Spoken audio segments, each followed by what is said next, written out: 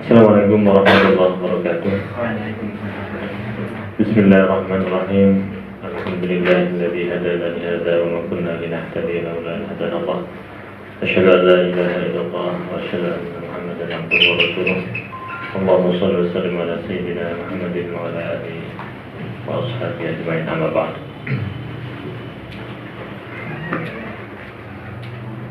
Ya Allah, Nabi Muhammad sallallahu alaihi wasallam.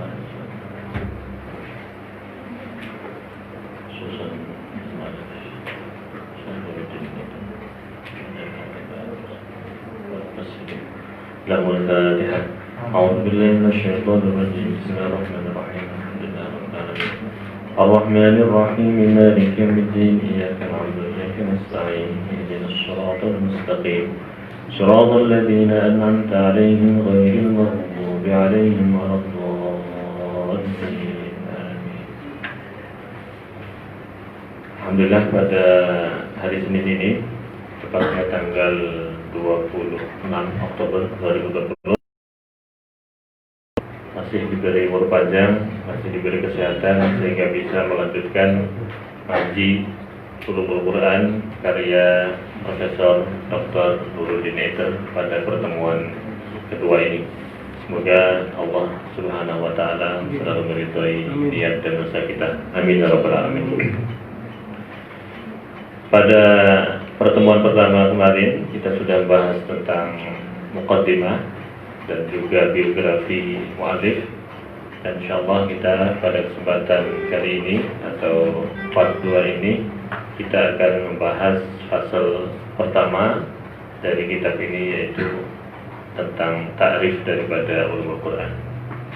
Qala al-musannif rahimahullah ta'ala wa nafa'ana bihi wa ulumi bidzalika amin. Al-faslul awal, fasal yang pertama, yaitu at-ta'riful 'am bi'ulumil Quran. Fasal pertama ini menjelaskan tentang definisi secara umum dari istilah ulumul Quran. Jadi kalau kita nulis risalah ya, atau nulis buku, itu biasanya yang pertama muqaddimah ya, muqaddimah, kemudian tamhid, kemudian bab. Satu bab itu terdiri dari beberapa fasal. Satu fasal itu terkadang terdiri dari beberapa mabahas. Jadi urutannya gitu. Al-bab, bab, kemudian baru fasal, kemudian mabahas. Nah, muqaddimah itu posisinya pertama, tetapi sebenarnya dia ditulis di terakhir. Muqaddimah itu kalau orang membaca buku itu di awal buku ya, tapi sebenarnya kalau orang mengerjakan atau menulis risalah atau buku, itu muqaddimah itu wudi'at fil awal wa kutibat fil akhir. Itu teorinya seperti itu. Karena apa? Karena muqaddimah itu biasanya dia pengantar dari apa yang sudah ditulis atau dijabarkan dari awal sampai akhir. Makanya dia posisinya pertama itu bagi siapa? Bagi pembaca. Tapi bagi penulis tidak. Bagi penulis muqaddimah itu terletak pada akhir dari risalah atau buku yang ditulis oleh penulis itu. Makanya membaca muqaddimah itu penting, karena itu seperti pintu utama untuk masuk ya. Sebelum masuk kamar-kamar rumah TC kan kita masuk bab roisi dulu kan, nggak mungkin langsung mencolot lewat jendela. Kecuali kalau maling ya, tapi insya Allah ini nggak ada maling, aman. Orang takut ya mau deketin sekretariat TC, orang jahat maksudnya ya. Kalau orang baik terasa di sini. Al-faslul awal at-ta'riful 'am bi ulumil Quran. Pasal pertama ini akan membahas tentang definisi secara umum dari apa itu ulumul Quran. Hada ta'bir ulumul Quran, hada ta'bir ulumul Quran yadullu lughatan ala anwa'il ulum allati tattasilu bil Qur'anil Karim. Jadi takbir atau istilah ulumul Quran ini kan terdiri dari dua kata ya, susunan idhofah, ulum al-Quran. Ulum jamak dari ilmun, Al-Quran ya. Al-Quran yang di sini maksudnya adalah kitab yang diturunkan kepada Nabi Muhammad SAW. Jadi kalau kata Al-Quran itu lebih spesifik. Kalau Al-Quran berarti konotasinya kitab suci yang diturunkan kepada Nabi Muhammad SAW. Tapi kalau kata kitab itu konotasinya bisa umum. Kita bisa menyebut Al-Quran sebagai Al-Kitab. Dalilnya banyak ya. Dzalikal kitabu la raiba fihi. Al-murad bil kitab huna Al-Quran. Atau banyak sekali kata-kata kitab. Kitabun anzalnahu ilaika mubarakun. Kitab di sini adalah Al-Quran. Tetapi terkadang bagi orang awam, ketika kita mengatakan misalnya Mas Ilham ceramah gitu kan, disebutkan dalam Alkitab, ya. Orang awam dikiranya Injil gitu kan. Ini Ustadz dari Kairo motifnya Injil gitu. Padahal secara lughatan benar. Al-Quran pun disebut apa? Alkitab. Dan itu maksudnya di Quran pun nama lain dari Al-Quran itu sendiri adalah Alkitab. Tapi bagi orang awam dikiranya Injil gitu kan. Nah, padahal motif dari Injil juga nggak masalah ketika yang disampaikan tidak bertentangan dengan wahyu terakhir, wahyunya yang diturunkan kepada Nabi Muhammad SAW. Karena Al-Quran itu kan sifatnya musaddiqun lima baina yadayhi, atau menjadi pembenar bagi kitab-kitab sebelumnya, sebelum kitab-kitab yang diturunkan sebelum Al-Quran. Meskipun ya kita ketika menyampaikan sesuatu tetap harus menyesuaikan mukhatab ya. Kalau dirasa itu masih disalahartikan atau disalah tafsirkan, ya mungkin kita menghindari redaksi-redaksi yang rawan disalah pahami gitu kan. Kalau berbicara di mukhatabnya kawan-kawan mahasiswa, kawan-kawan akademisi yang selevel ya mungkin nggak masalah. Tapi kalau orang awam mungkin akan terkadang salah paham. Jadi takbir dari ulumul Quran secara bahasa ya dulu lughatan ala anwa'il ulum allati tattasilu bil Qur'anil Karim. Secara bahasa istilah ulumul Quran itu menunjukkan bermacam-macam ilmu yang di situ berhubungan atau memiliki korelasi dengan Al-Quran. Ya, bisa dari fikihnya, bisa dari aspek akidahnya, bisa dari aspek akhlaknya, bisa dari sisi-sisi yang lain. وهكذا كان يستعمل في عصور المتقدمين فيراد به علوم تؤخذ من القرآن من علوم الشرع. Nah, dan itu dipakai dalam masa para mutaqaddimin ya. Di fase para mutaqaddimin itu ulumul Quran dimaknai atau dipahami sebagai ilmu-ilmu yang diambil dari Al-Quran.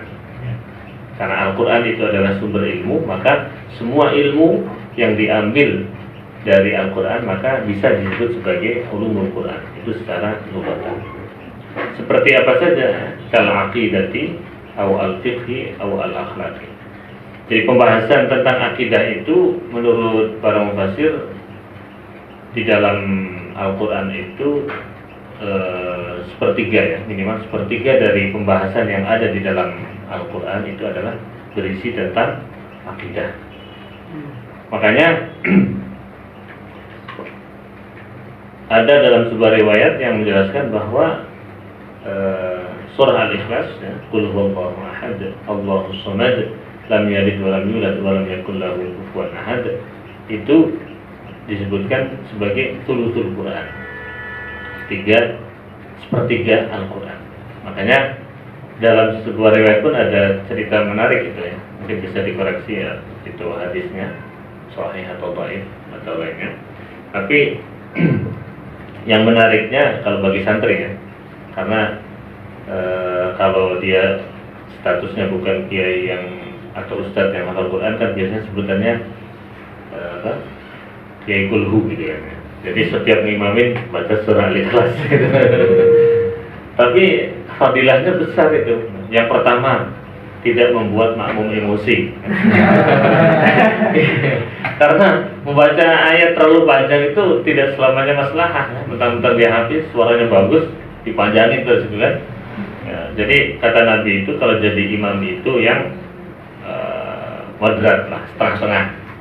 Harus bisa menyesuaikan kapan panjang, kapan pendek gitu. Tapi jangan terlalu panjang, jangan terlalu pendek juga. Jangan setiap imamin bacanya qaf terus ruku gitu kan. Ya kayak santri-santri kalau taraweh itu kan, tarawehnya di kamar masing-masing cepet-cepetan gitu. Jadi pada waktu itu ada semacam challenge ya kalau bahasa sekarang. Siapa yang bisa menghatamkan Al-Quran dalam malam ini gitu kan.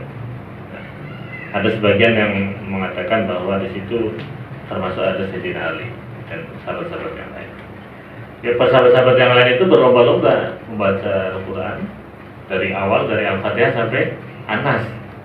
Kemudian Sayyidina Ali atau lainnya dalam beberapa riwayat itu dikatakan beliau cuma membaca kelihatan tidur ya. Yang lain terus gitu kan ya, beliau tidur. Nah pas sudah fajar, siapa yang sudah selesai duluan gitu kan. Beliau Sayyidina Ali menjawab, saya sudah selesai duluan gitu kan. Yang lain pada kaget, mau kita lihat dia tidur bagaimana mengatakan Al-Quran. Dan saya sudah membaca Al-Ikhlas 3 kali gitu. Nah, itu ada itu dibahas juga di dalam, bukan cerita fiksi ya, tapi ada dibahas coba dirujuk di sebagian tafsir seperti tafsir Al-Alusi itu juga dibahas. Nah, karena memang di dalam Al-Quran ini pembahasan tentang akidah, apalagi yang berhubungan dengan Allah Subhanahu Wa Taala itu banyak sekali, bahkan termasuk yang paling banyak dibandingkan dengan ayat-ayat hukum misalnya kan. Ayat hukum lebih sedikit, jumlahnya hanya berapa ratus gitu kan, pernah dijelaskan oleh Dr. Amr Wardani itu. Dan bahkan menurut beliau pembahasan tentang akhlak daripada ayat-ayat tentang hukum, apalagi hudud dan sebagainya. Karena apa? Karena Islam itu adalah agama akhlak ya. Nabi diturunkan ke bumi ini menjadi penyempurna akhlak. Innamal bu'itsu liutammima makarimal akhlak. Ya, ini hari Senin ya. Hari Senin ini 12 Rabiul Awal bukan? Hari ini bukan? Kalau nggak salah hari ini. Jadi 9 ya, hampir lah berarti. Tapi yang jelas meskipun belum 12-nya, ini hari Senin, jadi hari dimana hari yang dimuliakan oleh Nabi Muhammad SAW, sehingga beliau setiap hari Senin selalu berpuasa. Masya Allah, kita ikut ngaji, belajar bareng pada hari yang mubarak ini. Semoga kita kecipratan berkahnya. Amin ya rabbal alamin.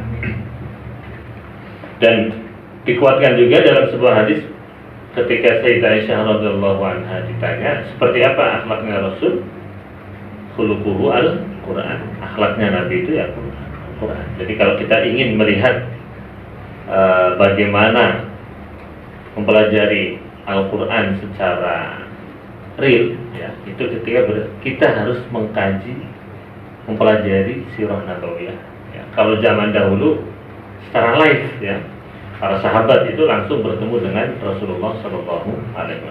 Nah, di dalam kitab Mustalah Hadis itu yang definisi dari sahabat itu adalah orang yang bertemu dengan Nabi ya, ada musahabah, bertemu dengan Nabi dan dia beriman. Selain itu ketika meninggal juga dalam keadaan beriman. Jadi beberapa persyaratan seperti itu. Jadi tidak cukup orang yang bertemu dengan Nabi saja tapi tidak beriman ya. Abu Jahal misalnya, dia tidak hanya bertemu, bahkan pamannya kan ada hubungan dekat gitu, tapi nggak beriman, dia berarti bukan sahabat. Dia bertemu dan beriman dan meninggal dalam keadaan iman. Kalau meninggal dalam keadaan kufur atau murtad, ya berarti dia tidak masuk dalam kategori sahabat. Nah, kalau dulu para sahabat enak ya, maksudnya bisa live melihat bagaimana Rasulullah secara langsung melakukan sholat, bagaimana Rasulullah membaca Al-Qurannya, bagaimana Rasulullah memperlakukan istrinya, bagaimana Rasulullah memberikan perhatian kepada para sahabatnya, bagaimana Rasulullah secara langsung mencontohkan jihad atau berjuang melawan orang-orang kafir dan seterusnya. Makanya Syekh Ali Jum'ah di dalam bukunya beliau tentang Al-Mabadi' al-Uzma, beliau waqala al-imam ya, beliau menjelaskan juga tentang bagaimana fase-fase Rasulullah itu, kehidupan Rasulullah. Ini karena masih maulid ya, jadi kita harus banyak murajaah, mutalaah tentang sirah Nabawi. Karena itu tadi kita belajar Quran itu kalau nggak belajar sirah tidak sempurna ya, maka banyak hal yang kurang gitu. Makanya kalau kita lihat Gus Baha itu dengan keahlian beliau di dalam Al-Quran, beliau juga sangat luar biasa, sangat tabahur di dalam sirah Nabawi. Ya, karena Al-Quran, ya, Rasulullah adalah khuluquhu Al-Quran. Kalau kita ingin mempelajari seluk-beluk Rasulullah, ingin memperdalam Al-Quran, ya maka harus mempelajari seluk-beluk Rasulullah SAW secara detail.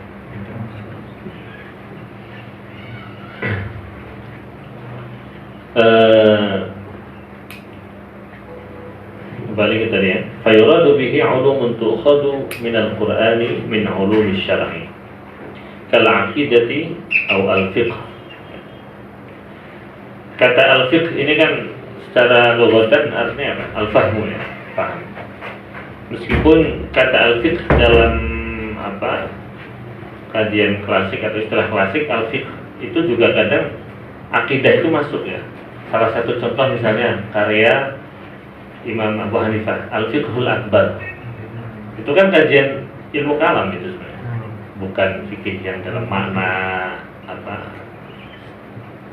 kontemporer ya, lebih kepada kajian-kajian yang bersifat ubudiyah, muamalat ya, seperti fikih sholat, fikih zakat dan seterusnya. Tapi kata fiqh, al-fiqh itu terkadang dalam istilah klasik itu mencakup juga ilmu akidah. Kal aqidati aw al-fiqh aw al-akhlaq. Tadi disebutkan bahwa Nabi Muhammad SAW itu diutus oleh Allah Subhanahu wa taala itu untuk menyempurnakan akhlak. Aw min al-ma'arifi al-'ammati haula al-insan, ya, atau pengetahuan-pengetahuan yang membahas tentang manusia. Kalau kita mentadabburi awal dari surah Ar-Rahman misalnya, itu disebutkan Bismillahirrahmanirrahim, Ar-Rahman 'allamal Qur'an, khalaqal insan, 'allamahu al-bayan. 'Allamahu al-bayan. Di ayat ini dijelaskannya, di awal surah Ar-Rahman itu dijelaskan Ar-Rahmanu 'allamal Qur'an. Saya masih ingat ini waktu itu belajar sama Profesor Dr. Ibrahim Khalifah ya, di Talmidi 2 waktu itu. Kebetulan muqarrarnya ini tafsir surah Ar-Rahman. Jadi khalaqal insan ya, khalaqal insan, Ar-Rahmanu 'allamal Qur'an. Ya, apa tadi ya? Ar-Rahmanu 'allamal Qur'an, khalaqal insana 'allamahul bayan. Jadi antara ayat 1 dan ayat 2 ya, dan ayat seterusnya itu beliau menyimpulkan bahwa tujuan manusia diciptakannya, khalaqal insan. Tujuan manusia diciptakan ke dunia ini, salah satunya adalah tujuan pentingnya adalah supaya manusia itu belajar atau diajarkan Al-Quran. Jadi wahyu yang diturunkan lewat Nabi Muhammad SAW ya, dan untuk kita semua tentunya sebagai umat beliau, supaya kita hidup ini ya, khuliqal insan li ajli ta'limil Quran, untuk ta'allumil Quran ya, ta'lim al-ta'allum. Jadi kita diciptakan di dunia ini supaya belajar Al-Quran. Itu salah satu kesimpulan dari muqaddimah atau awal-awal dari surah Ar-Rahman itu. Nah dari situ maka kita sebagai manusia sebagai umat Nabi Muhammad SAW, maka harus memiliki support, memiliki termotivasi untuk belajar Al-Quran. Mendalami Al-Quran itu bukan berarti harus yang fakultas usuluddin jurusan tafsir, enggak.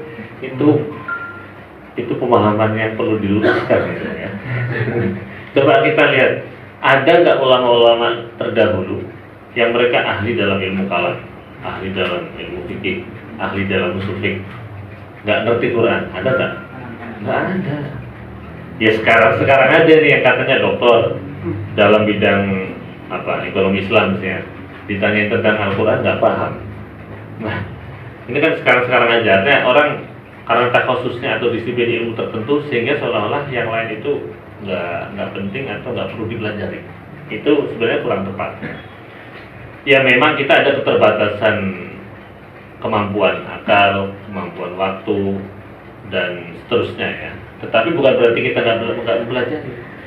Khusus kita apapun ya, di lughah ya, atau di fikih atau di sastra atau di kedokteran, apalagi di Azhar, salah satu ikon di Azhar kan tidak bisa dijauhkan dari yang namanya Al-Quran ya, baik itu secara hafalan ataupun pemahaman ya, dan juga tentunya pengamalan. Nah, jadi dan topik tentang manusia itu sangat luas dijabarkan atau dibahas di dalam Al-Quran. Ya, sejak Nabi Adam ya, dari kisah Nabi Adam ya, kemudian para nabi. Jadi makanya di dalam ulumul Quran ada pembahasan tentang qasasul Quran, kisah-kisah yang disajikan atau dijelaskan di dalam Al-Quran. Dan kalau berbicara tentang kisah ya, qasasul Quran ya, bukan qisasul Quran ya. Qasas itu jamak dari qisah ya. Kalau qisas kan lain lagi. Yang bahas anak-anak luar nanti. Kisah, kalau kita berbicara tentang qasasul Quran, maka kita akan berbicara tentang beberapa hal yang berhubungan dengan kisah. Di antaranya adalah pelaku atau aktor dalam kisah itu. Kemudian waktu, kapan kisah itu terjadi. Kemudian yang paling penting juga adalah ad-durus al-mustafadah, pelajaran penting yang bisa diambil, disampaikan di dalam Al-Quran.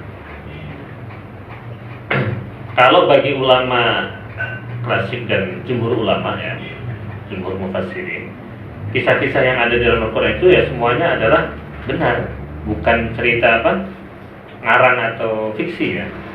Tapi kisah-kisah yang ada di dalam Al-Quran itu memang benar-benar terjadi. Memang hanya saja tidak semua kisah itu detail ya, dari A sampai Z disampaikan secara detail di dalam Al-Quran ya, kadang ada yang cuma sekilas saja, dan kadang di sebagian hal namanya tidak disebutkan ya. Itu termasuk sebagai kategori dari minal mubhamat ya, mubham. Jadi tidak disebutkan. Misalnya apa? Di dalam surah Al-Baqarah ya, juz 3. Au kalladzi marra ala qaryatin. Ya. Alladzi marra itu kan disebutkan, tidak disebutkan apakah di situ siapa, misalnya Umar atau siapa, Zaid atau siapa. Satu-satunya sahabat Nabi yang disebutkan di dalam Al-Quran itu hanya ada satu. Ada yang tahu? Siapa sahabat Nabi yang disebutkan sorahatan ya, bilafzi, dengan namanya langsung? Ada nggak? Ada atau tidak ada? Nah, kalau ada siapa? Abu Bakar atau lain Sayyidina Ali, Sayyidina Umar atau siapa? Ini mestinya anak-anak fakultas syariah tahu ini. Karena ini hubungannya sama fikih atau anak-anak hadis. Jadi yang disebutkan di dalam Al-Quran bil alam, dengan namanya langsung itu hanya satu. Bukan pula. Ya, jadi di dalam surah Al-Ahzab atau juz 22 itu disebutkan falamma qada Zaidun. Zaid di situ adalah sahabat Nabi yang yang ayatnya itu berisi tentang waktu itu ada seorang perempuan, ya, seorang perempuan takdim ke Nabi, ingin dinikahi sama Nabi. Gitu. Ya. Kemudian Nabi itu diam. Ini ada juga bahasa di apa? Kalau tidak di Sahih Bukhari, di Sahih Muslim. Ya. Kemudian Nabi tidak tersong, ya, diam, dan kemudian Zaid ini mengambil kesempatan, gitu. Memanfaatkan kesempatan. Oh, ini mumpung Nabi nggak tersong, saya aja yang maju. Gitu. Jadi saya baca di sebagian referensi itu di fiqhul hadisnya atau di mayustafad dengan hadis itu ada disebutkan, ada yang berpendapat bahwa disunahkan, yustahab atau diperbolehkan minimal, diperbolehkan bagi perempuan yang soleh, yang ahli ilmu. Jadi itu bukan aib, ya. Jadi, ini kita kaitkan dengan waqi'nya. Jadi seorang perempuan takdim bisa, ya, seorang laki-laki yang memang sudah mutafaq alaih, ya. Maksudnya memang sepakat masyarakat orang-orang itu bahwa beliau ini Ustadz Ilham misalnya itu rajulun soleh, wa'alim gitu, ulama gitu. Jadi kalau ada perempuan yang takdim minta dinikahi beliau itu boleh gitu, bukan hal yang aib. Itu sebagian ulama berpendapat seperti itu. Dan kita kan pernah dengar juga kisah Hadratus Syekh, ya, ada orang datang kemudian ingin dinikahi karena ingin dapat keturunan misalnya, atau ulama-ulama terdahulu lainnya.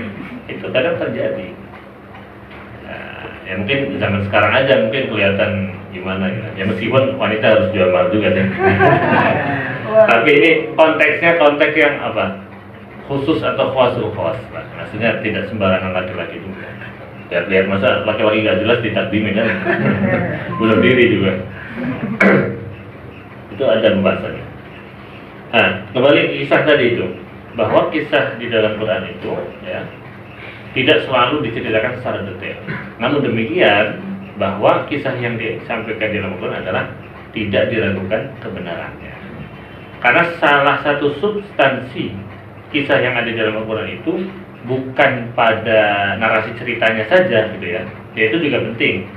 Tapi substansi pokoknya bukan hanya itu, gitu. Tapi sejauh mana para pembaca Al-Quran itu, kita semua mampu meneladani atau mengambil ibrah atau pelajaran dari kisah-kisah yang disampaikan di Al-Quran. Kan banyak sekali, yang ada yang bercerita tentang para nabi, para rasul, ada yang bercerita tentang orang soleh seperti tokoh siapa? Luqman, ya, Luqmanul Hakim, atau Sayyidah Maryam misalnya. Meskipun ada yang menganggap bahwa Sayyidah Maryam itu termasuk nabi, ya, tapi menurut qaul jumhur, nabi itu dari golongan laki-laki, ya. Adapun perempuan tidak. Tapi ada sebagian kecil yang berpendapat bahwa Sayyidah Maryam termasuk nabi. Dan ulama yang berpendapat bahwa Sayyidah Maryam adalah bukan nabi, salah satu istidlalnya adalah wa ummuhu siddiqah. Dan mungkin disebutkan siddiqah. Siddiqah itu selevel dengan, kalau kita baca di kitab Ihya Ulumuddin misalnya, itu menempatkan seperti Sayyidina Abu Bakar itu minas siddiqin, nilai kekasih Allah, ya, tapi di bawah Nabi. Ya, wali tapi tingkatannya udah di bawah Nabi, tidak sembarang wali kan juga tingkatannya kan. Jadi kalau kullu nabiyyin waliyun, ya, setiap nabi itu pasti wali, walaisa bil aks. Tapi tidak semua wali adalah nabi. Itu pengusaha seperti ini. Jadi Sayyidah Aisyah itu adalah termasuk siddiqah, jadi wali, kekasih Allah. Nah, kembali kepada kisah tadi, bahwa yang terpenting adalah bagaimana kita mampu maksimal mengambil ibrah atau pelajaran-pelajaran dari kisah yang disampaikan di dalam Al-Quran. Pasti kalau kita tadabburi dengan mendalam, kita akan banyak mengambil ibrah atau pelajaran-pelajaran penting dalam setiap kisah yang disampaikan di dalam Quran. Banyak buku-buku yang membahas tentang khusus Al-Quran. Au minal ma'arifil 'ammah haula al-insan, ya. Tadi dijelaskan bahwa Al-Quran itu diturunkan, ya, dan kemudian manusia itu diciptakan. Salah satu tujuan pentingnya, dan dalam surah Ar-Rahman itu disebut adalah karena manusia diciptakan untuk diajarkan Al-Quran. Karena dengan Al-Quran itu maka mereka bisa keluar dari kegelapan, ya, minal zulumati ilan nur. Au minal ma'arifil 'ammati haulal insani wal kauni wat tabi'ah. Di Al-Quran itu membahas tentang apa yang berhubungan dengan manusia, dengan alam semesta. Kemudian wat tabi'ah. Tabi'ah itu kalau dalam istilah filsafat itu ada tabi'ah. Dalam istilah filsafat itu biasanya memakai kata al-maddah, ya. Al-maddah itu artinya adalah tabi'ah. Tabi'ah di sini bukan tabiat manusia, ya, bukan. Al-maddah. Kemudian lawannya adalah atau metafisika. Jadi hal-hal yang gaib gitu. Nah, biasanya santri terbireng itu senang sama yang gaib-gaib. Sebagian. Karena kalau guyonannya di pondok kan, pokoknya santri yang suka ke makam itu, kemarin kan disebutkan sama Kiai Mustain, kalau senang ke makam nanti bisa jadi dukun. Itu guyonan aja gitu. Artinya beliau ngasih support, jangan hanya rajin ke makamnya saja, tapi harus rajin belajar juga, dua-duanya gitu. Rajin ke makam juga penting, ya, kalau orang-orang sufi harus. Jadi dua-duanya penting. Insya Allah kalau rajin belajar, rajin ziarah ke makam-makam aulia, para ulama, insya Allah juga tambah berkah, ya. Jadi at-tabi'ah. Jadi Al-Quran membahas tentang hal-hal yang al-maddah, hal-hal yang bisa diindra, ya. Kita bisa melihat laut, bisa melihat daratan, bisa melihat barang-barang, pokoknya semua barang yang bisa diindra itu al-maddah, ya. Kemudian lawannya adalah mawara al-maddah atau metafisika, di luar jangkauan indra itu, yang di dalam bahasa Al-Quran kadang menggunakan kata al-ghaib, ya. Makanya salah satu rukun iman itu adalah alladzina yu'minuna bil ghaib. Jadi tidak semua yang tidak bisa diindra itu berarti tidak ada, ya. Jadi tidak benar juga anggapan sebagian orang yang hanya mengandalkan rasional saja, ya, rasio atau logika saja. Karena jangkauan akal, jangkauan indera kita, panca indera kita itu terbatas. Kita di sini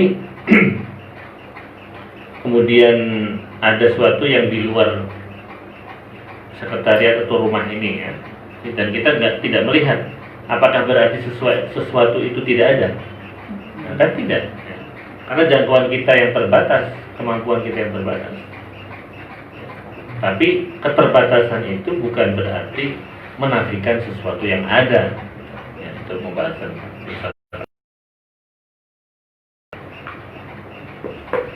Au minal ma'arifil 'ammati haulal insan wal kaun wat tabi'ah wan nabat was sama' wal akhlaq, ya. Al-Quran juga membahas tentang tumbuh-tumbuhan, tentang langit dan benda-benda langit lainnya. Jadi kalau dalam kajian Al-Quran kita kenal juga dengan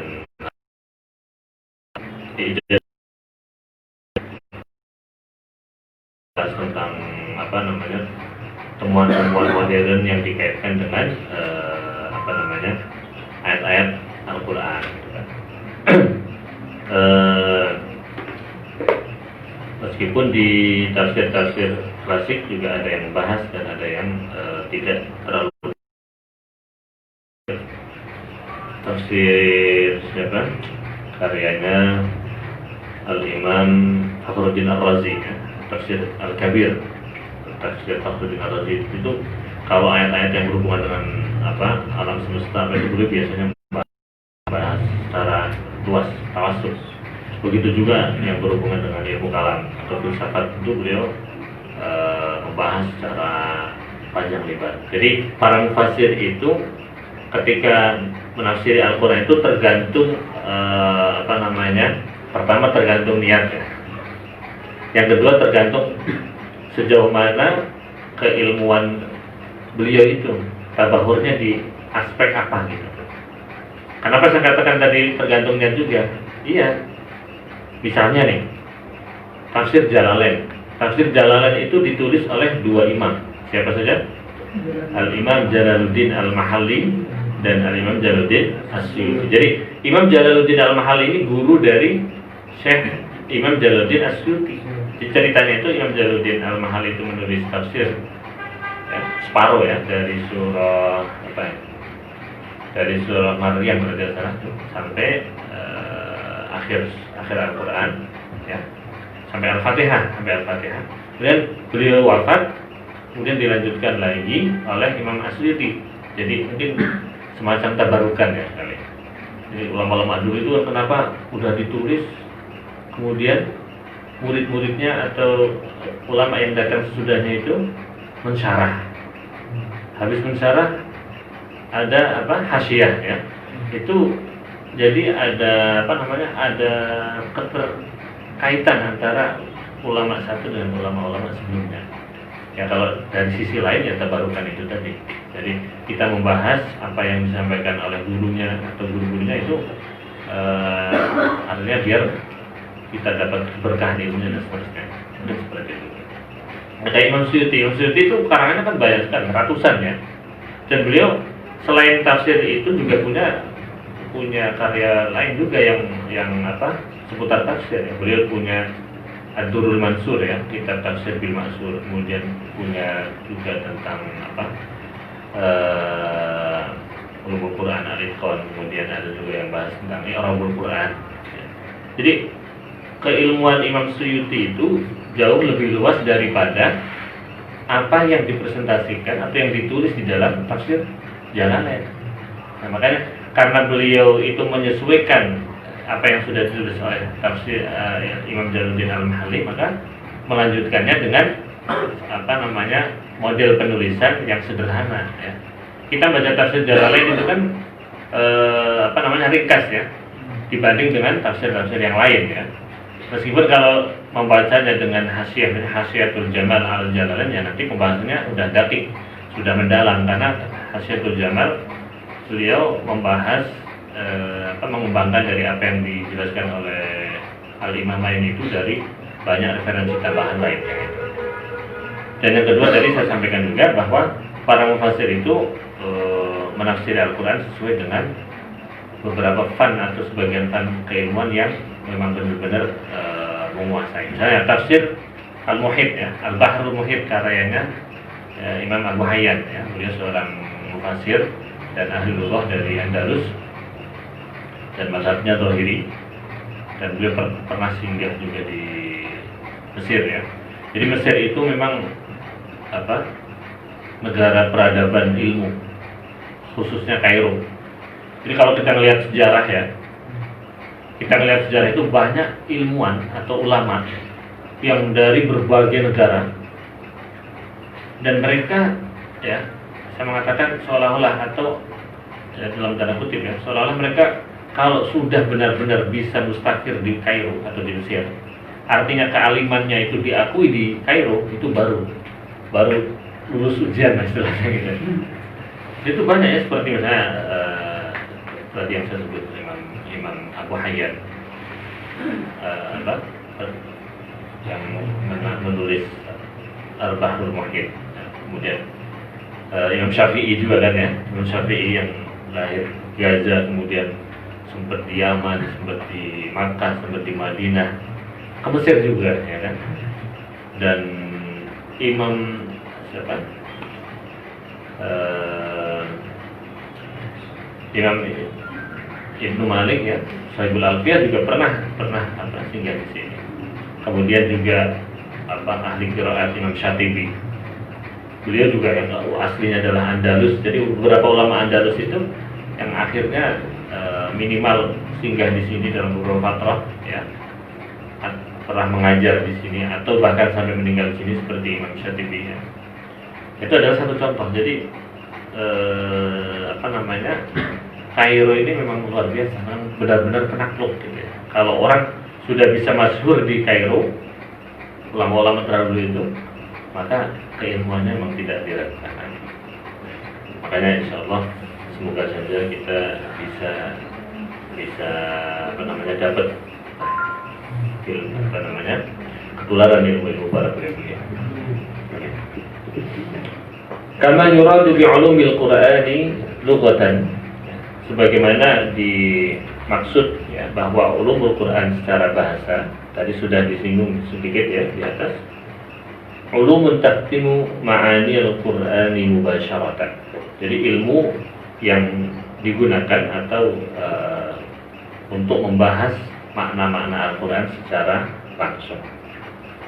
Jadi semua ilmu yang digunakan untuk mengkaji kandungan Al-Quran itu secara lughatan atau secara bahasa, maka bisa disebut sebagai ulumul Quran.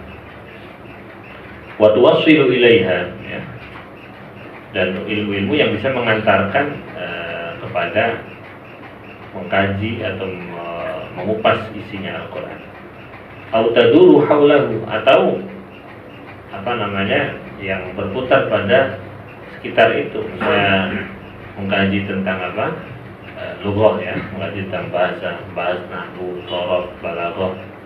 Itu kan salah satu tujuannya supaya kita bisa memahami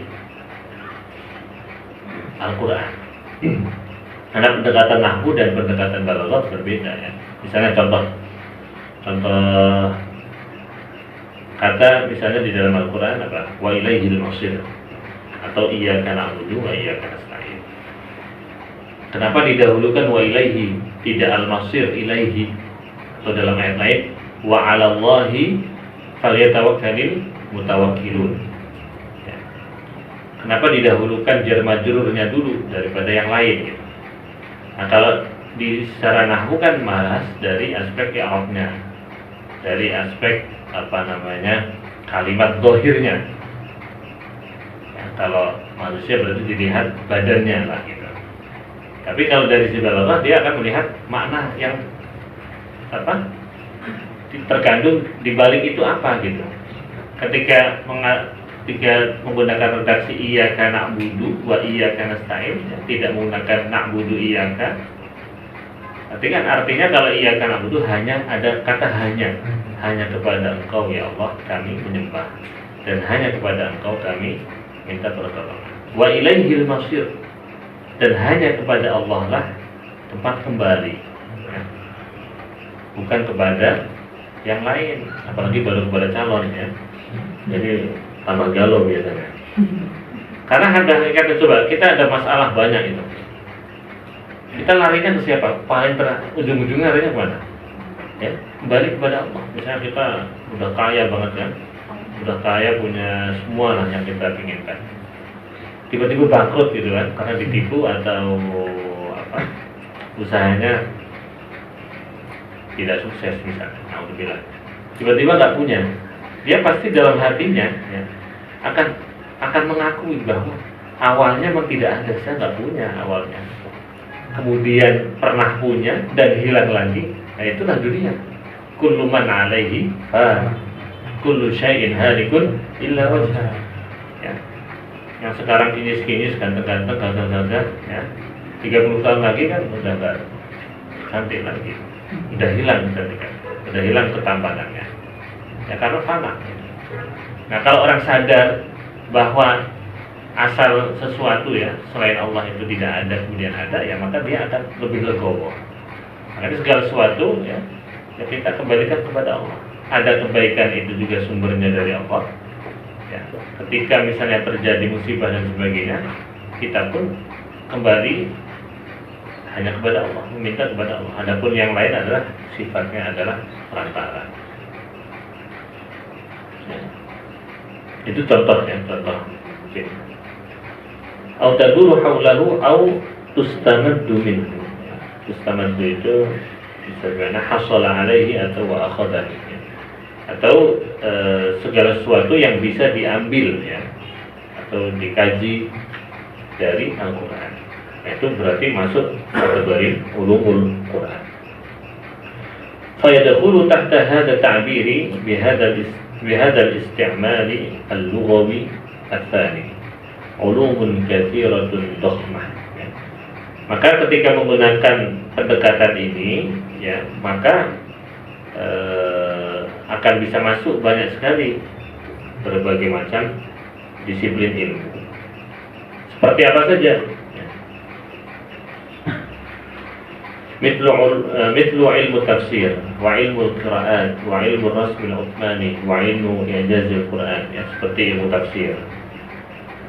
Tafsir, ya. Tafsir secara bahasa artinya adalah at-tabyin, ya, menjelaskan.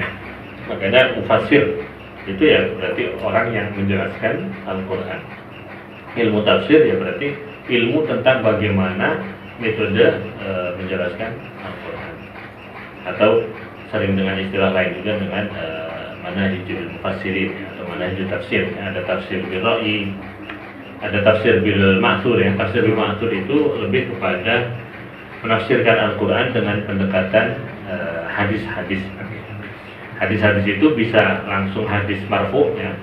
Hadis marfu berarti yang langsung bersumber dari Nabi, ya. Ma'udhi fa'ilan Nabi sallallahu alaihi wasallam min qaulin aw taqririn aw fi'lin aw taqririn. Atau hadis mauquf. Hadis mauquf berarti yang disandarkan kepada siapa? Sahabat, ya. Atau hadis maqtu', ya, yang disandarkan kepada para tabi'in.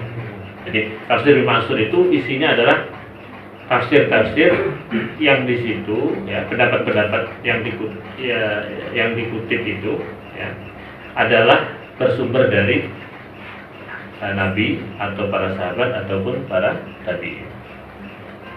Jadi itu akan bisa banyak dijumpai misalnya di dalam tafsir At-Tabari, ya. Meskipun sebagian berpendapat bahwa tafsir At-Tabari itu merupakan gabungan antara tafsir bil ma'thur dengan tafsir bil ra'yi. Atau tafsir Ibnu Katsir, ya. Tafsir Ibnu Katsir datang setelah tafsir At-Tabari. Cuman Ibnu Katsir beliau lebih banyak menseleksi, lebih selektif daripada Imam At-Tabari. Jadi hadis-hadis yang menurut Imam Ibnu Katsir mungkin derajatnya di bawah dhaif misalnya, mungkin tidak dimasukkan dan seterusnya.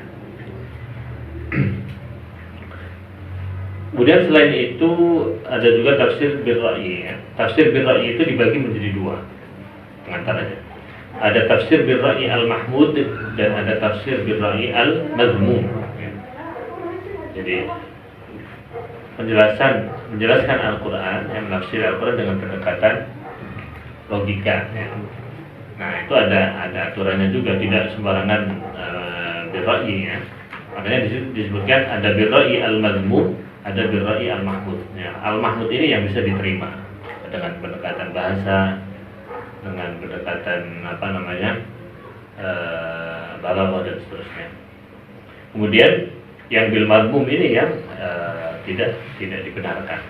Jadi dia hanya menggunakan akal, tetapi tidak hasil dari penafsirannya itu bertentangan dengan syariat itu sendiri, gitu. Kemudian ketiga juga ada tafsir al-isyari atau tafsir sufi, ya. Nah, tafsir ini adalah masuk atau diterima juga penafsiran ini bagi para mufassir, tetapi ada penting di dalamnya, ya. Jadi tafsir isyari ini lebih kepada kayak ilham lah, ya, bahasa sederhananya. Jadi orang yang saking banyak bertakarub kepada Allah, ya.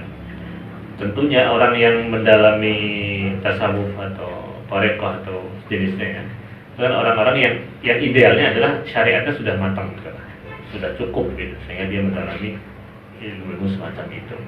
Nah, dari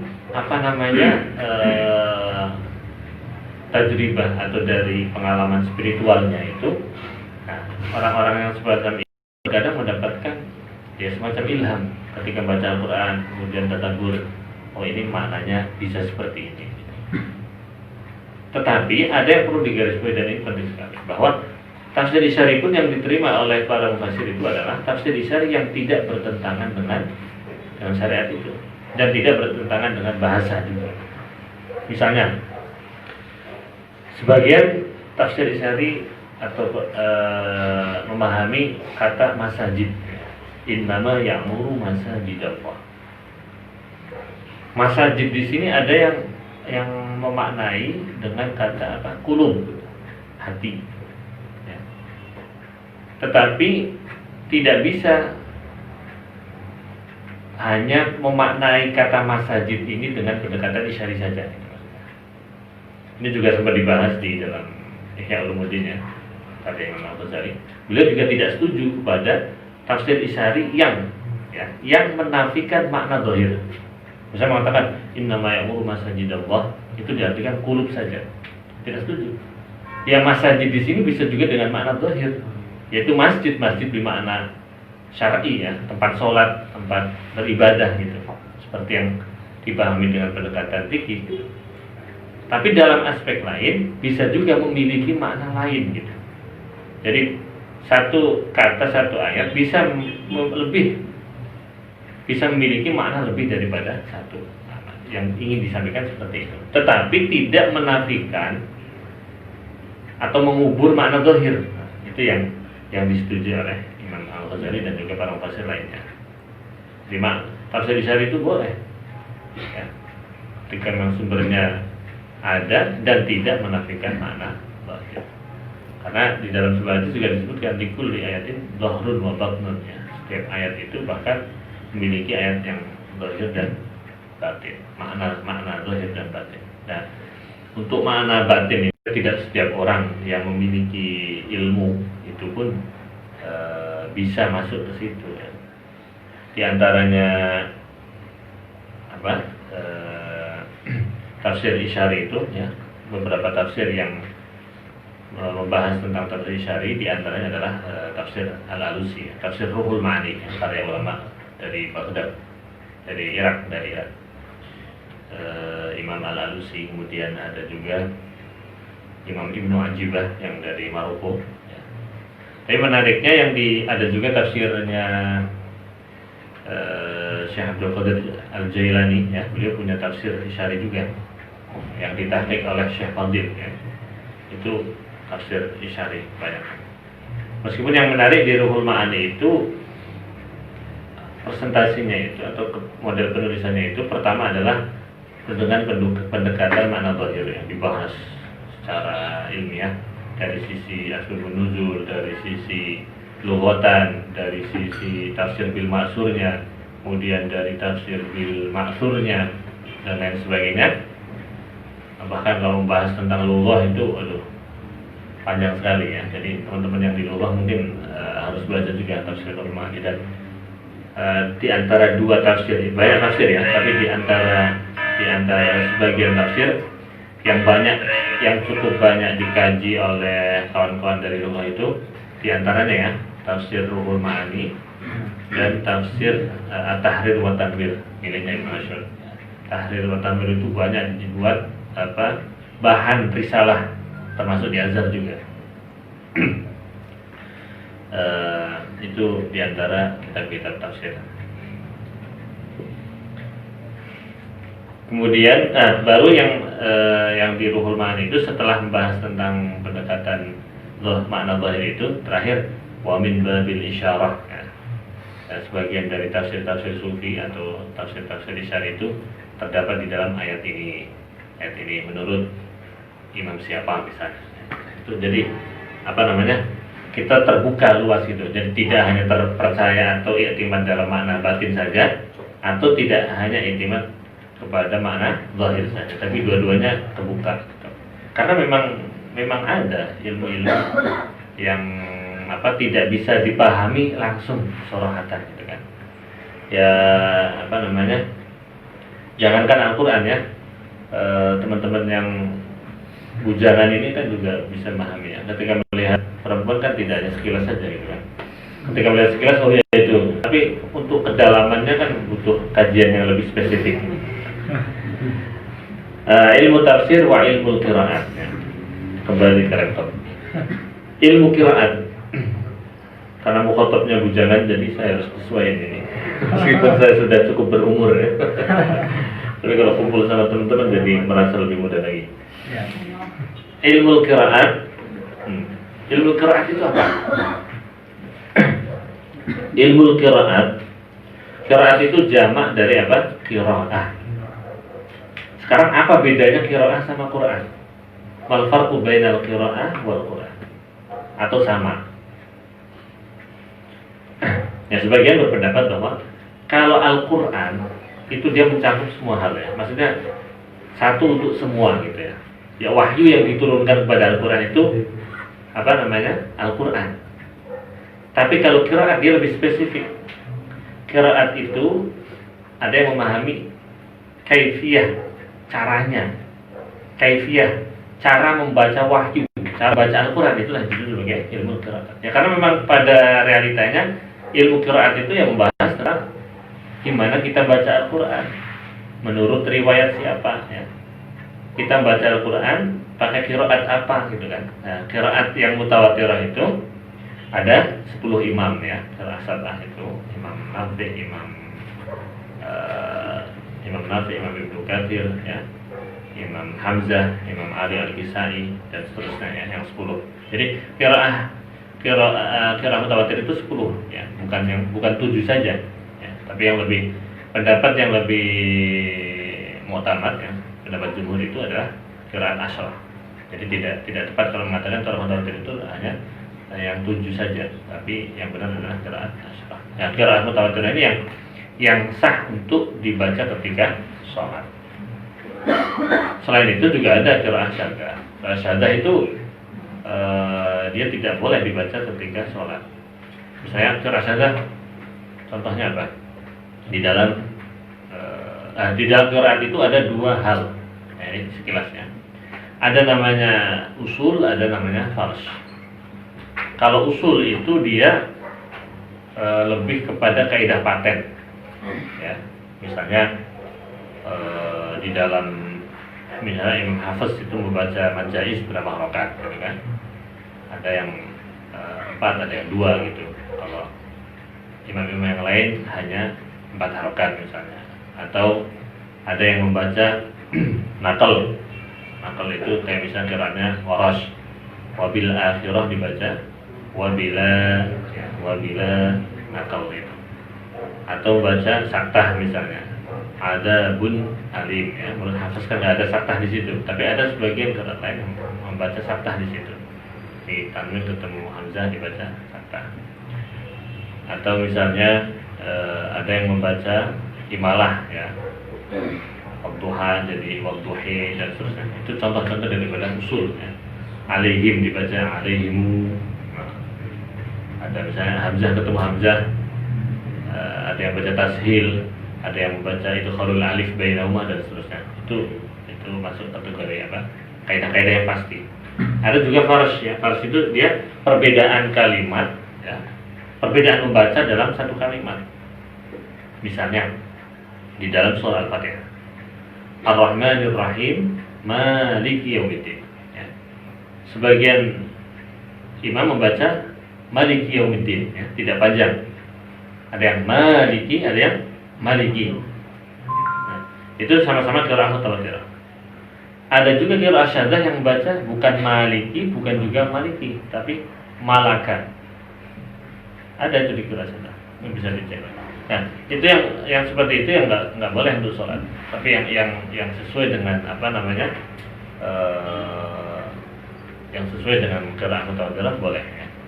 Menurut para ulama seperti itu.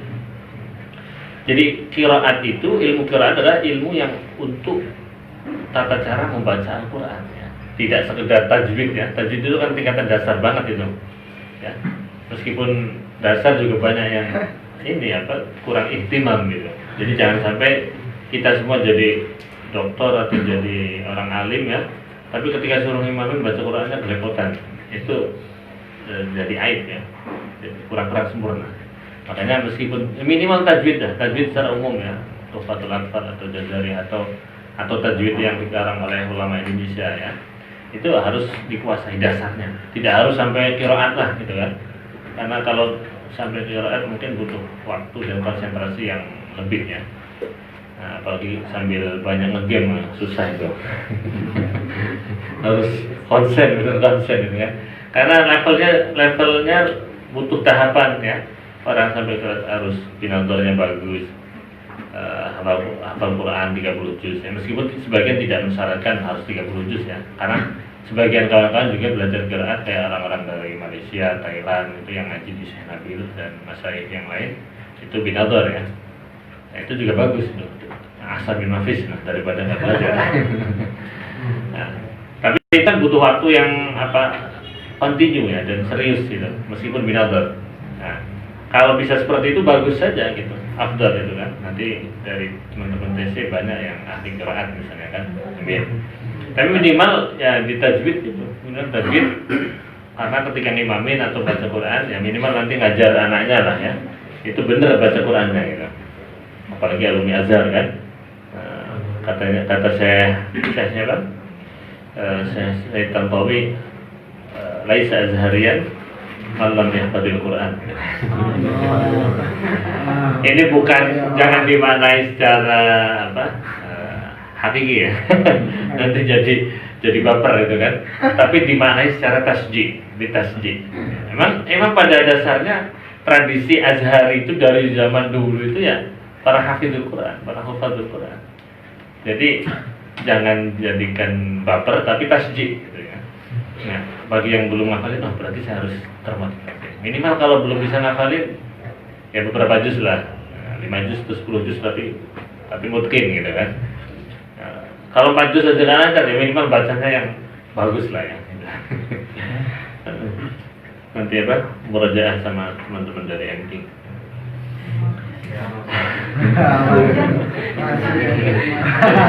Harus jadi contoh ya. Nah, cuman kalau di sini kan banyak, artinya madrasatul Qurannya di sini banyak. Jadi Syekh Nabil, Syekh para masyayikh lainnya kan, dan murid-muridnya juga yang banyak. Jadi yang penting masih terus termotivasi untuk belajar. Kata Gus Mus kan, yang penting tidak berhenti belajar. Yang penting masih termotivasi. Mumpung sampai belum pulang, belum jadi kiai ya. Nanti kalau udah jadi kiai, gengsinya lebih tinggi lagi nanti. Masih di sini kita memanfaatkan apa yang bisa kita kejar, apa yang bisa kita pelajari, apapun tidak harus sesuai dengan fakultas atau jurusan kita. Ya. Kita mendalami jurusan kita waktu itu suatu keharusan ya, itu memang sudah semestinya gitu. Tapi ketika kita ada fursah, ada kesempatan untuk mengembangkan ilmu kita, ya kenapa tidak gitu kan? Mumpung kesempatan di sini. Kita tahu sekarang kesempatan ke Mesir itu tidak mudah ya, tapi cukup susah sekarang. Tapi info terakhir untuk tahun depan dari Teguirang ada beberapa orang kan ya? Sebenarnya dari masjid ada 5 atau berapa orang? Alhamdulillah. Daripada nggak ada kan, ada generasi maksudnya dari generasi nanti ya. Semoga aja bisa lebih banyak lagi. Ya, jadi gambaran tentang ilmu qiraat itu seperti itu. Ya kalau qiraat itu cara itu dia lebih umum ya. Ya qiraat itu bagian dari Quran ya. Karena cara membaca Al-Quran itu karena Al-Quran itu kitab yang luar biasa ya, bukan sembarang buku buat semua kita. Maka cara membacanya pun ya mutawatir, bersumber dari Nabi. Ya, tidak asal-asalan. Bahkan tidak hanya qiraatnya saja, bahkan tartibul ayat wassuar itu ya, urut-urutannya. Jadi ada perbedaan antara tartibun nuzul dengan tartibul qiraah. Kalau tartibun nuzul itu sesuai dengan riwayat. Tartibun nuzul ayat atau surat pertama yang diturunkan kepada Nabi kan apa? Suratul Alaq kan? Ayat 1 sampai 5. Tapi kenapa itu tidak ditaruh sebelum Al-Fatihah? Ya, itu yang bedakan tartibun nuzul dengan tartib al-qiraah. Tartibun nuzul itu ayatnya turun disesuaikan dengan turunnya pada Nabi. Tapi tidak sama dengan tartibul qiraah. Jadi ketika tartibul qiraah Nabi mendapatkan wahyu dari malaikat Jibril, hadil ayah atau hadis surah huna atau kada wa kada gitu di dalam riwayat seperti itu. Jadi tartibul surah atau tartibul qiraat itu tauqifi. Jadi ketentuan dari Nabi Muhammad SAW yang melalui malaikat Jibril gitu. Baru asmaus suwar, nama-nama surat itu ada yang ijtihadi. Jadi ada yang tauqifi, ada yang dari Nabi, ada yang ijtihadi. Terkait asmaus suwar, nama-nama surat. Wa ilmu rasmil usmani, wa ilmu ijazil Quran, ya, ilmu tentang rasm usmani.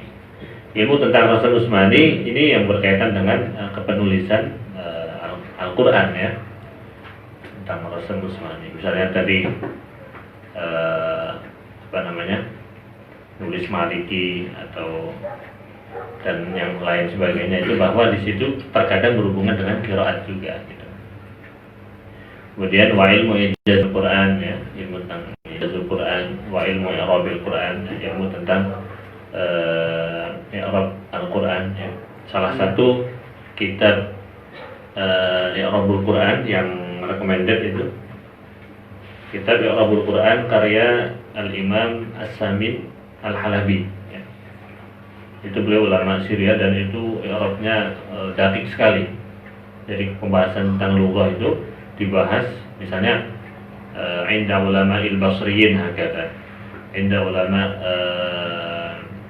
kufiyin hakata. Jadi bahwa di situ ada pembahasan tentang qiraatnya ulama Kufah atau ulama Basrah, begitu juga dalam lughah ya. Madhab basriyin seperti ini, madhab kufiyin seperti ini. Itu dibahas secara detail banget di kitabnya Imam As-Samin Al-Halabi. Ada juga i'rabul Quran yang at-tibyan fi i'rabul Quran atau apa ya, saya lupa namanya. Itu lebih ringkas pembahasannya. Ya, kita belajar i'rabul Quran juga penting ya, karena itu berhubungan dengan makna atau tafsir dari ayat yang kita baca atau kita bahas. Misalnya nih, ketika kita membaca fawailul lil musallin alladzina hum an shalatihim sahun ya. Kalau dari segi i'rab alladzina hum an shalatihim itu jadi apa itu? Fawailul lil musallin alladzina hum, masih berhubungan nggak dengan ayat sebelumnya? Masih kan? Karena nggak mungkin fawailul musallin, maka celakalah orang-orang yang sholat. Mau sholat kok celaka. Apalagi orang yang nggak sholat ya. Makanya orang sholat yang seperti apa? Kan jadi badal ya. Alladzina hum an sholatihim. Ya, orang sholat yang lalai gitu. Bukan semua orang sholat gitu. Orang-orang sholatnya orang-orang munafik misalnya. Qamu ila sholati qamu kusala, atau sholatnya itu riya, yuraunan nas. Itu kan bisa dihubungkan dengan hal yang semacam itu. Kalau tahu i'rab, atau misalnya qad aflahal mu'minun, beruntunglah orang-orang yang beriman. Tapi orang-orang beriman yang dimaksud dalam surah ini siapa? Ya, qad aflahal mu'minun alladzina hum an sholatihim khashi'un. Nah, itu kan jadi badalnya al-mu'minun. Ya, orang kalau nggak belajar i'rab, nggak tahu nahwu, ya nggak mudeng gitu. Taunya orang yang beruntung adalah orang yang beriman gitu. Terus alladzina hum dimaknai dengan lain gitu kan. Ya, padahal dia masih terkait dengan ayat sebelumnya. Udah ada ya? Wa ilmi i'rabil Quran wa sa'iri ulumiddin wal lughah wal balaghah ya. Dan semua ilmu-ilmu yang berhubungan dengan agama dan ilmu lughah dan ilmu balaghah wa ghairu dzalik. Ya, berarti bahwa orang yang, makanya kawan-kawan yang khususnya di lughah itu justru punya peluang yang besar dan sangat besar. Bahkan bisa minimal menandingi dan bahkan bisa melewati anak-anak yang ditafsir yang kemampuan lughahnya di bawah mereka. Kenapa? Salah satu contoh nih, kalau kawan-kawan tahu sejarahnya, Syekh Mutawalli Asy-Sya'rawi. Beliau itu lughawiyun, ahli lughah beliau. Beliau khirij min kuliah lughah, bukan min kuliah Usuluddin Qismi Tafsir beliau.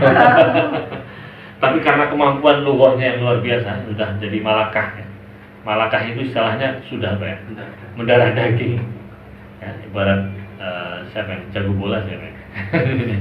Kayak Messi atau Ronaldo ya, kalau udah megang bola kan susah direbut itu. Atau teman-teman yang ahli dalam apa? Dalam masak misalnya. Atau dalam apa? Jadi programmer gitu kan, ngedit dan seterusnya. Jadi udah malah kan jadi cepat gitu dan ngerjain itu udah gak mikir gitu. Nah begitu juga orang-orang yang lughahnya kuat itu seperti Syekh Mutawi Sa'rawi, beliau bisa menjadi seorang mufassir. Makanya ketika beliau jelasin ayat, mentadbir ayat itu di samping itu langsung beliau ya, buka mushaf.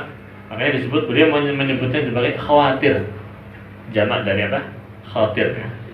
Jadi khawatir, beliau lebih senang mengungkapkan apa yang disampaikan beliau itu bukan tafsir tapi khawatir. Khawatir itu kan apa ya? Sesuatu yang apa?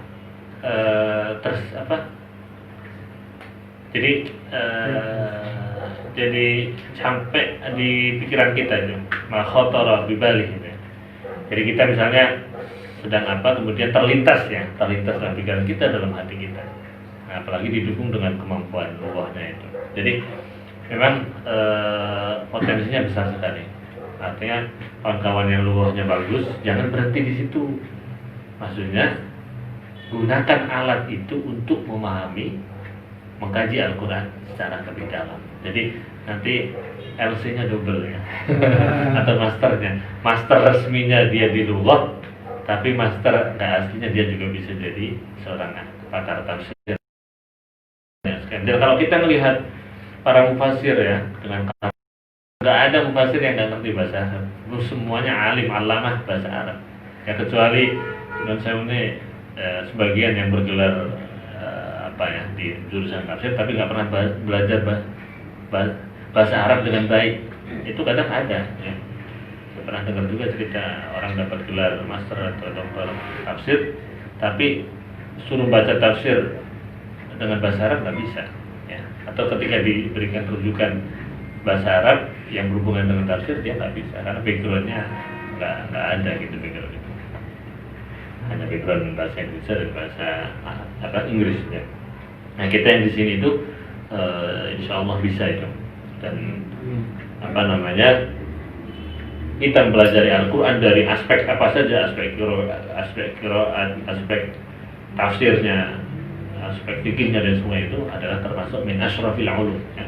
Karena semua itu akan bersumber kepada Al-Quran, bersumber dari Al-Quran.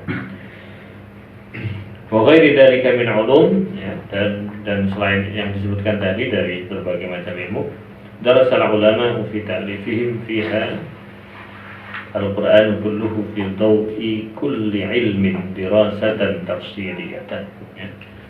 Dan para ulama dari zaman dahulu yang terdapat dalam karangan-karangan beliau-beliau itu membahas tentang berbagai hal yang di situ berhubungan dengan Al-Quran yang dijelaskan atau dibahas dengan dirasah tafsiriyah, dengan studi atau dengan kajian yang sangat mendalam. Nah itu adalah bagian daripada juhud para ulama ya. Kalau kita melihat di risalah-risalah atau baik itu tesis atau disertasi di Azhar, di tafsir ya, atau mungkin di jurusan lain juga tentunya ada tentang juhud mufassir ya, juhudnya ulama tertentu dalam tafsir Al-Quran. Pernah juga ada yang menulis tentang juhud Al-Imam atau Dr. Ibrahim Khalifah ya, di dalam tafsir. Jadi akan dikaji usaha-usaha yang sudah dilakukan oleh para ulama di dalam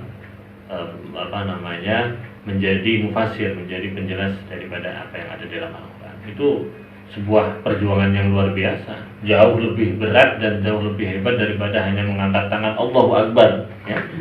Itu belum ada apa-apa. Coba bayangin, kita mengkaji saja itu udah butuh waktu bertahun-tahun ya. Ya kan? Dari mulai nol membaca Al-Quran, kemudian memahaminya dan seterusnya. harus mempelajari banyak ilmu, banyak ilmu, kita harus duduk bertahun-tahun gitu mutolaah dan talaki pada para masyayikh.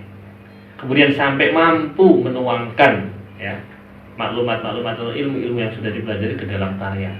Dan karya nggak cuman 100-200 halaman, berjilid-jilid gitu.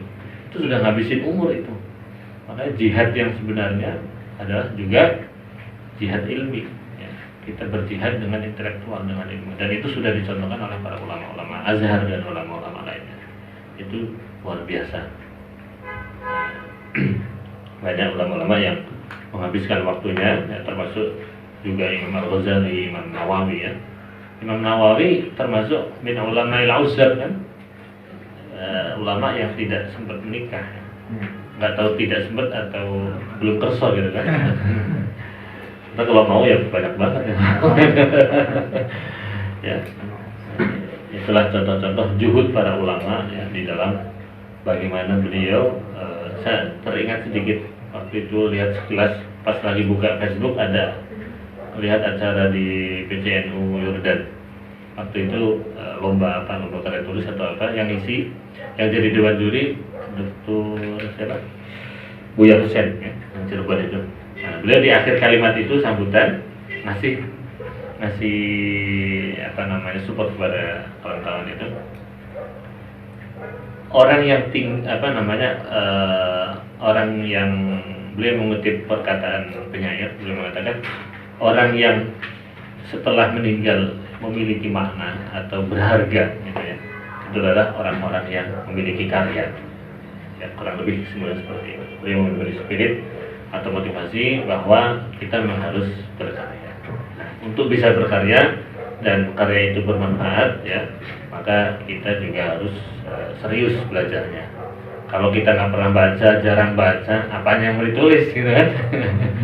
Sebenarnya kita mau memberi orang, tapi kita nggak pernah kerja, nggak pernah cari duit ya, nggak bisa ngasih sesuatu. Tapi kalau kita rajin belajar, rajin baca, rajin diskusi, rajin talaki ya. Talaki sekarang enak sekali ya, tidak harus selalu datang di majelis. Meskipun ketika datang pahalanya lebih gede ya, fadilahnya lebih umum. Tapi kan yang online itu banyak sekali gitu ya. Daripada ngaji sama sekali, ya mending yang online minimal ikut lah gitu.